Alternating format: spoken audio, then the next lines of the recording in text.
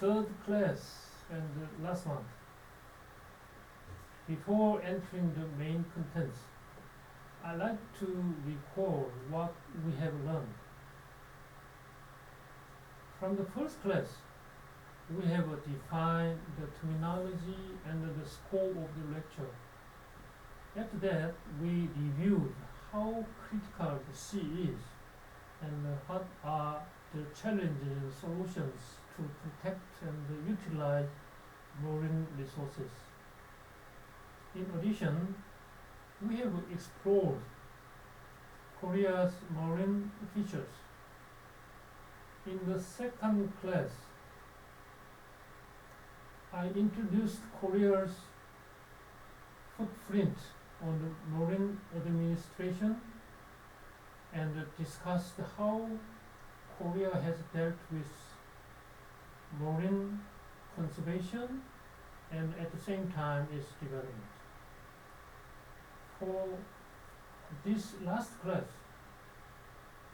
I'd like to touch upon Korea's shipping and marine safety administrations, including relevant organization policies, strategies, related laws and plans. There are 5 divisions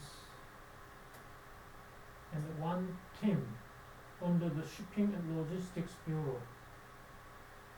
These are Shipping Policy Division, Coastal Shipping Division, Seafarers Policy Division, Port Logistics Planning Division, Port Management Division, and Smart Shipping and Logistics Team. This slide shows the history of ocean shipping development and significant policies that Korea has experienced and adopted over 7 decades. You may notice the milestones from the representing name of the separated period on the bottom of the highlighted group. In 1945, liberated from the Japanese colony, and we have almost nothing in the shipping industry. The blue line indicates the growth of the ship's gross registered tonnage in 1,000 tons. And the red dotted line represents trade volume increase in million tons. As you see from the graph, we have adopted protectionism and sporting policies at the early stage. Those policies are the cargo preference system in 1961 adopted and the planned shipbuilding program between 1976 and 1994. With the growing shipping industry and to meet globalization trends, we took deregulation policy in the 1990s. At the same time, we practiced advanced shipping systems such as the flag of convenience, bareboat chart with higher option, tonnage tax system, international and Jeju special ship registry system, etc.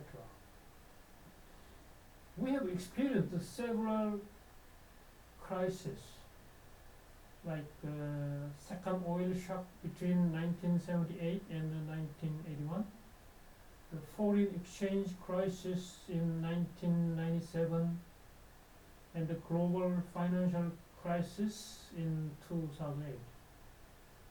But we have overcome those challenges through the rationalization program of the shipping industry, restructuring program as per IMF guidelines, and reconstructing plans for the shipping industry driven by the government. Coastal shipping is also very significant as seas surround the Korean peninsula with about 3,300 islands. Currently, we have 162 coastal passengers ships and about 2,000 domestic cargo ships, which shared only 0.1% for passenger and 5.9% for cargo in national transportation. We have many challenges in this sector as the operating companies are small and poor, and employed ships and crew members are getting old. We recognize that maritime transportation is just only 15% of CO2 compared to road transportation. We promote modal shift policy with various supporting instruments such as lower interest for new building, lower ship registry fee, tax exemption of fuel, deregulation of foreign crew members on board, etc.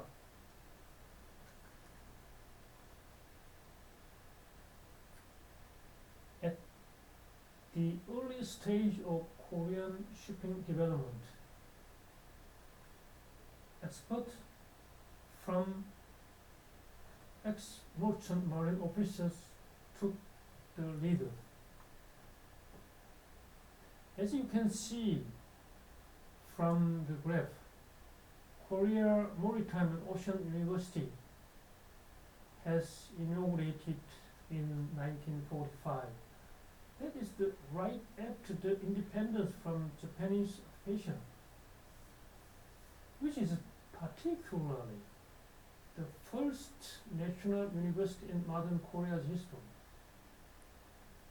We produce annually about 1,300 cadets for ocean-going merchant vessels and about 1,000 shipping logistics specialists from universities. MOF is keen to cultivate human resources of shipping, ports, and logistics experts, and has established a 5-year plan since 2005. Fourth plan of the same started in 2020, sports representative training program for high quality human resources in the shipping and port logistics field, and an internship program of school work links. About 1,000 human resources participating in those expert training programs.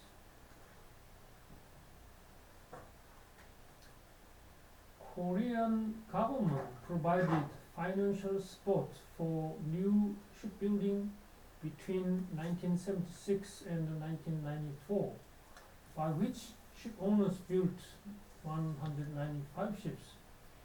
It was beneficial to the ship owners and the shipyard because ship owners had no extra capital to order new ships, and the shipyard were not so competent to compete in the world market.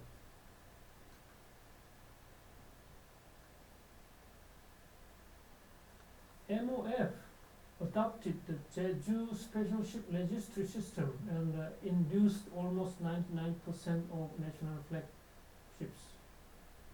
It benefits tax reduction or exemption and allows more numbers of foreign crew boarding on the national flag. I will introduce the situation of crew demand and supply for Korean ships. As you see from the graph, Korean crew working on board foreign vessels increased up to 47,747 in 1987,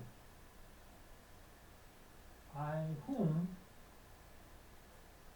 foreign exchange earnings reached 840 million US dollars in 2016.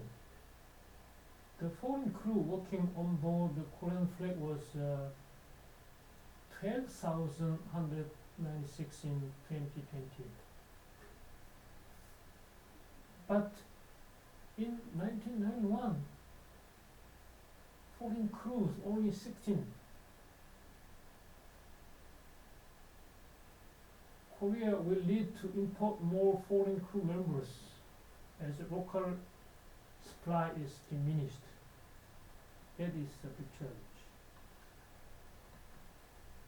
MOF introduced the tonnage tax system in 2005 to stabilize financial management, because shipping is always experiencing the fluctuation of the market.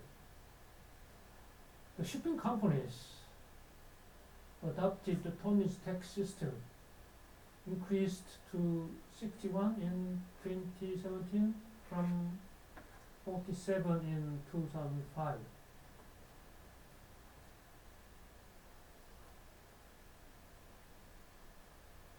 Savings from the tonnage tax total over 23 billion US dollars from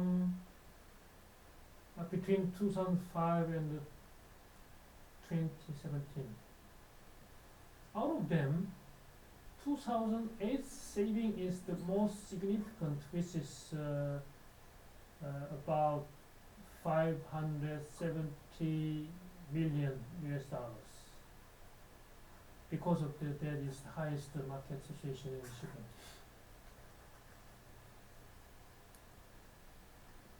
Let's see Korea's major strategies for shipping and logistics. The first one is developing and implementing the 5-year shipping reconstruction plan with 3 specific initiatives.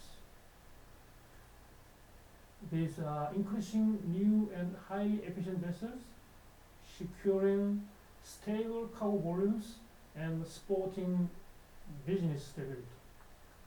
The second one is to search for a future growth engine by accelerating the transition to securing eco-friendly ships. Introducing smart shipping and logistics systems and building supporting infrastructure. Korea had a significant dropping in container tonnage when Hanjin Shipping Company was bankrupted in 2017. Hanjin used to be a number 4 in the volume of the world.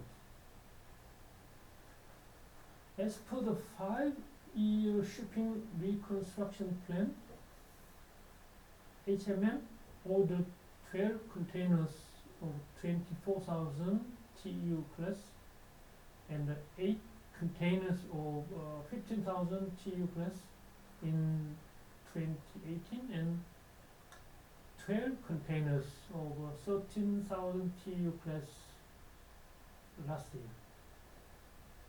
The plan seems to go well and be on track. Korea Ocean Business Corporation, we have reviewed in previous lecture, plays a pivotal role in carrying on this plan. To meet the global initiatives of decarbonization, MOF launched 2 core strategies.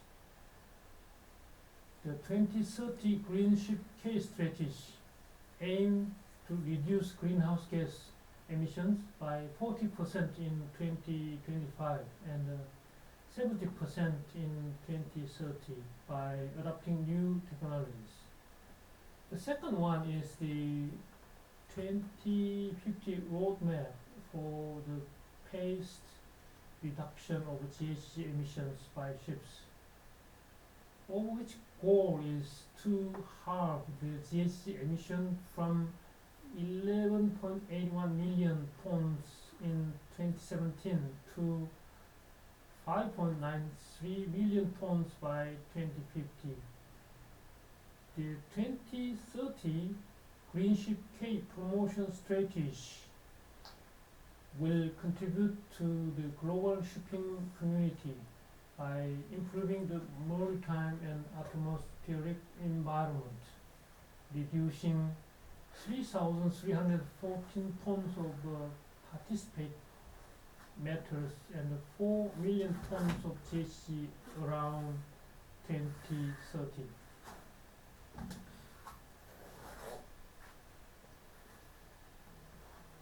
Further, MOF set a Green Ship K ecosystem to achieve net zero 2050 to facilitate the shipping companies to step into a greener community. The government is formulating some forms of lowering eco-friendly fuel fees and port dues, among other things. The Green Ship project will sustain both the shipbuilding industry and local economies, creating a virtuous cycle in the industrial ecosystem. The economic prospect of the Green Ship initiative is anticipated to generate approximately $4.5 billion in sales in the shipbuilding and shipping industries, and $10 billion in production, and create more than 40,000 jobs by 2030.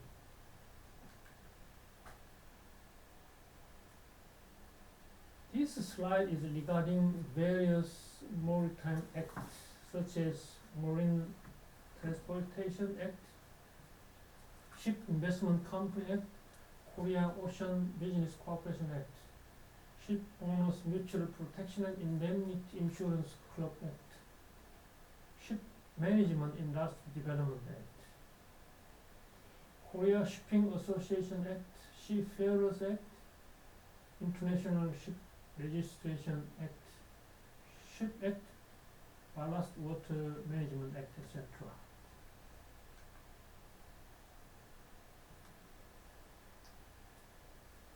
We are now in the last chapter 4, in which I will introduce maritime affairs and the safety administrations.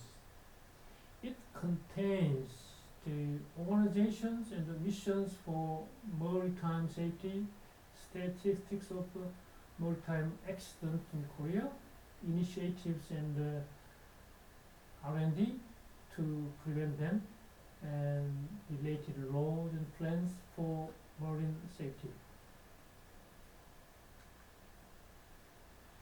There are 4 divisions of the Marine Safety Bureau.